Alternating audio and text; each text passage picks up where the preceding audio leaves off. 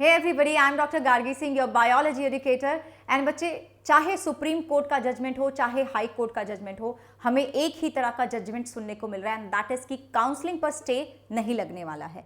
Counselling आपकी होगी, होने वाली है, शुरू हो जाएगी। इसीलिए बहुत सारे बच्चों ने मुझे ईमेल करके पूछा है कि मैम प्लीज़ हमें गाइड करिएगा कि काउंसलिंग का प्रोसेस क्या रहता है। हमें प्लीज़ स्टेप बाय स्टेप बताइएगा कि क्या प्रोसेस है और हमें कौन से डॉक्यूमेंट्स हैं जो पहले ही इंश्योर करके रखने कि ये हमारे पास पहले से ही रहें, और कौन सी वेबसाइट है जहाँ पे जाके हमें रजिस्टर कराना है, क्या स्टेप्स रहते हैं, वो सब मैं आपको अभी बताने वाली हूँ। देखो बच्चों, जो हमारा अगला हियरिंग है दैट इज़ ऑन 8 जुलाई। ठीक है, क्या होगा क्या नहीं होगा किसी को आइडिया नहीं है, लेकिन उससे पहले आपकी काउंसलिंग शुरू हो जाएगी। तो समझदारी की बात यही है कि हम पहले से ही तैयार रहें, हम अपनी तैयारी करके रखें। इसलिए मैं ये वीडियो बना रही हूँ मेरे बच्चों। ठीक है, तो काउंसलिंग का प्रोसेस मैं आपको स्टेप बाय स्टेप बताने वाली हूँ। Before I start with that ना, I want you to know, अब पता नहीं कितने बच्चों को पता है या नहीं पता है कि आपका जो काउंसलिंग का प्रोसेस रहता है ना बच्चे, वो ऑल इंडिया काउंसलिंग रहता है, ऑल इंडिया कोटा वाला काउंसलिंग रहता है और एक स्टेट कोटा वाला काउंसलिंग रहता है। देखो, आपके पास जितनी भी सीट्स है ना, मान लो स्टेट की जितनी भी गवर्नमेंट सीट्स हैं, ठीक है, तो स्टेट की जितनी भी गवर्नमेंट सीट्स हैं ना, उसमें से 15% जो सीट्स हैं वो आपकी ऑल इंडिया कोटा में आती हैं। रिमेनिंग 85% जो रहती है ना, वो स्टेट के पास है। माने कि जो स्टेट का बच्चा है, जिसके पास स्टेट का डोमिसाइल है, वो क्लेम कर सकता है इन 85% सीट्स पे। लेकिन अगर कोई बच्चा किसी और स्टेट में भी रहता है और उसको लगता है कि नहीं यहाँ पे तो बड़ा अच्छा कॉलेज है, मुझे तो इधर ही जाना है, महाराष्ट्र में तो बड़ा अच्छा कॉलेज है, लेकिन मैं तो यार राजस्थान में रहती हूँ, मैं क्या करूँ, तो तुम उसको क्लेम कर सकते हो, डिपेंडिंग कि अगर आपका रैंक उतना अच्छा आ रहा है तो। यस, लेकिन वो कितनी है, वो 15% सीट्स हैं जो ऑल इंडिया कोटा में आती हैं। किसी भी स्टेट की 15% government seats all India quota में आती हैं। तो जो, अच्छा, अब ये बात हमें समझ में आ गई। अब हम चलेंगे कि भाई कौन है जो इस चीज़ को, इस काउंसलिंग को करवा रहा है। सबसे पहली चीज़ that is MCC, medical counselling committee, जिनका जो वेबसाइट है वो आपके लिए बहुत इंपॉर्टेंट रहने वाला है, जो बच्चा काउंसलिंग में बैठने वाला है। That is mcc.nic.in।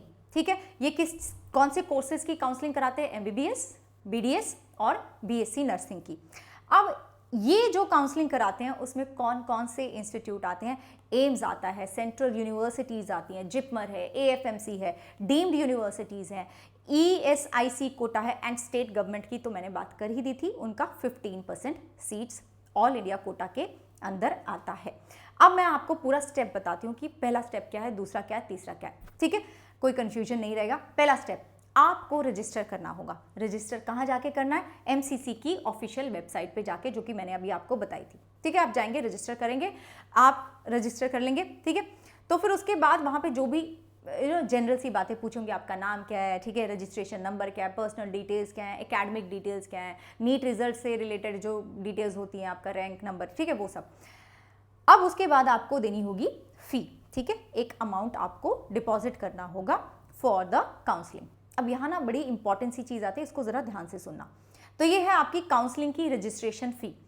अगर आप ऑल इंडिया कोटा में सेंट्रल यूनिवर्सिटीज़ या जो भी मैंने अभी आपको बताया सब कुछ, ठीक है, मैंने अभी आपको 5-6 चीज़ें बताई थी ना कि ये ऑल इंडिया कोटा में आती है, वो उसके थ्रू, मतलब उसमें अपना, उनके कॉलेजेस, उनके साथ जो कॉलेजेस हैं उनमें अपना चॉइस फिल करते हैं कि हाँ मुझे तो ये कॉलेज चाहिए, मुझे ये कॉलेज चाहिए। तो अगर आप अनरिजर्व कैटेगरी में है, आपका रिफंडेबल फी होगा, नॉन रिफंडेबल फी होगा 1000। ठीक है, लेकिन आपका रिफंडेबल फी होगा 10,000। ठीक है, समझो इस बात को, समझना। यहाँ पे अगर आप रिजर्व कैटेगरी में, जैसे SC, ST, OBC, PWD, तो आपका नॉन रिफंडेबल फी होगा 500 रुपये, रिफंडेबल होगा 5000। ठीक है, लेकिन अगर आपका जो चॉइस फिलिंग हो रही है उसमें आप ऐसा कॉलेज फिल कर रहे हैं जो कि डीम्ड यूनिवर्सिटी में आ रहा है, देन कोई भी कैटेगरी हो, आपका काउंसलिंग का फी जो कि वापस नहीं करा जाएगा, दैट इज 5000, और रिफंडेबल इज 2 लाख। अब मेरी बात जो मैं आगे बता रही हूँ ना, उसको ध्यान से सुनना। देखो, आपने रजिस्टर करा दिया, आपने फी दे दी, ठीक है, तो दूसरा स्टेप होगा कि आपको चॉइस भरनी है। You have to fill the choices कि मुझे ये वाला कॉलेज पसंद है, मुझे ये वाला कॉलेज पसंद है, मेरे ये कॉलेज हैं जो प्रेफरेंस है। अब इसके लिए आपको थोड़ा सा रिसर्च करना पड़ेगा, आपका जो भी रैंक आ रहा है उसके अकॉर्डिंग देखो कि आपको कौन सा कॉलेज मिल सकता है। ऐसे नहीं करना है कि मतलब आपका रैंक उतना नहीं आ रहा है, तुमने एम्स दिल्ली रख दिया है, तो that is not a good option. ठीक है, तो थोड़ा सा देखना पड़ेगा आपको कि आपको या तो आपके आसपास ही रहना है, घर के आसपास रहना है, या फिर आपका प्रेफरेंस है कि नहीं मुझे अगर अच्छा कॉलेज मिलता है और अगर वो दूर भी है घर से, मेरे शायद स्टेट में नहीं है, दूसरे स्टेट में, तो भी मैं ऑप्ट कर सकती हूँ। तो that is your personal preference. तो उसके अकॉर्डिंग आप प्लीज़ अपनी वो प्रेफरेंसेस सेट कर लीजिएगा, लेकिन देख लेना कि हाँ इस पे ये वाला कॉलेज मिलता है, जनरली ये मिलता है। उसको रैंक इन्फ्लेशन को भी ध्यान में रख लेना यार, इस बार तो तुम्हारी प्रॉब्लम्स ही बहुत ज़्यादा हो गई हैं, है ना बच्चों। बट देखो क्या करें, अब जो चीज़ सामने आती है उसके साथ लड़ना तो पड़ता है ना, लड़ना तो पड़ता है। चलो ठीक है, आप गए वेबसाइट पे गए, ओके, रजिस्टर करा लिया था आपने, फिर आपने अपनी चॉइस फिलिंग करनी शुरू कर दी। वहाँ पे आपको सेक्शन मिलेगा, ओके जी, आप ब्राउज कर रहे हैं, list of colleges are there, then आप सोच विचार के अपने जो भी प्रेफरेंसेस है वो भर देंगे। ठीक है, फिर सेव कर देंगे, लॉक कर देंगे। जो उन्होंने डेट दी है ना उससे पहले ही ये लॉक करके ख़त्म कर देना है, उसका प्रिंट आउट लेके रख लो फ्यूचर रेफरेंसेस के लिए। ठीक है, चलो फिर उसके बाद उनका जो रिजल्ट आना होता है ना कि भाई हाँ ये है और तुम्हें बुला रहे हैं हम काउंसलिंग के लिए, वो आ गया। Candidate must log in to download all their seat allotment letters as soon as they are release. अब वो जो रिफंडेबल नॉन रिफंडेबल वाली बात थी ना, आप समझना। A free exit is available in first round while a forfeiture exit is available in the second round. इसका क्या मतलब है, देखो बच्चे, जो राउंड होते हैं ना आपके, जैसे मैंने बोला स्टेट की काउंसलिंग अलग रहती है, ऑल इंडिया काउंसलिंग अलग रहती है, तो जैसे ऑल इंडिया काउंसलिंग का राउंड 1 हुआ, वैसे ही स्टेट 1 का राउंड भी होता है। तो ये हुआ फिर ये हो जाता है। ठीक है, तो ओवरलैप नहीं करेगा ताकि बच्चा इधर भी बैठ सके और इधर भी बैठ सके।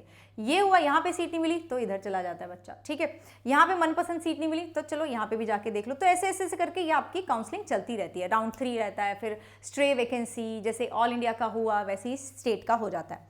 अब यहाँ पे है एक कैच, उसको जरा ध्यान से सुनना है। देखो, what is free exit and what is the exit with forfeiture, क्या होता है ये। देखो बच्चों, जब आप पहले राउंड में बैठे ना, a candidate assigned a seat in the round 1 who does not join report to the college to which they have been assigned would not be penalised, the security deposit would not be forfeited, candidate will be eligible for further rounds. माने कि आपने यहाँ पर इस round में आप गए, आपके जो भी कॉलेज आपको मिल रहे थे ना, आपने बोला कि नहीं ये कॉलेज मुझे नहीं ठीक लग रहे, मैं अगले राउंड में बैठना चाहती हूँ, मैं यहाँ राउंड 2 में बैठना चाहती हूँ। ठीक है, तो अब आपने जो रजिस्ट्रेशन फी भरी थी ना, है ना, उसमें से आपको ऐसा नहीं करेंगे कि भाई हम तुम्हें पेनल्टी लगा दी, तुमने यहाँ पे सीट ही नहीं ली तो तुमने पेनल्टी लगा दी, हम नहीं देंगे तुम्हें वो 10,000 रुपये वापस, हम नहीं देंगे। नहीं, ऐसा नहीं होगा। तो ऐसा नहीं होता, इस राउंड में ऐसा नहीं होगा, ये आपको फ्री एग्जिट मिलता है। बट अगर तुम राउंड 2 में चले गए, अब सुनना, अगर तुम चले गए राउंड 2 में, if a candidate is offered a seat in round 2 but does not intend to take the seat, they can still exit. ऐसा नहीं है कि वो आपको फोर्स करेंगे नहीं यही सीट लेनी है, कुछ भी हो जाए बस यही लेनी है ना। विद फॉरफीचर, वो बोलेंगे ठीक है तुम्हें एग्जिट करना है, तुम अगले राउंड में बैठना चाहते हो बैठो, but you will not get that money back. आपको वो पैसा वापस नहीं मिलेगा अब, और आपको एक फ्रेश रजिस्ट्रेशन करवाना पड़ता है फिर।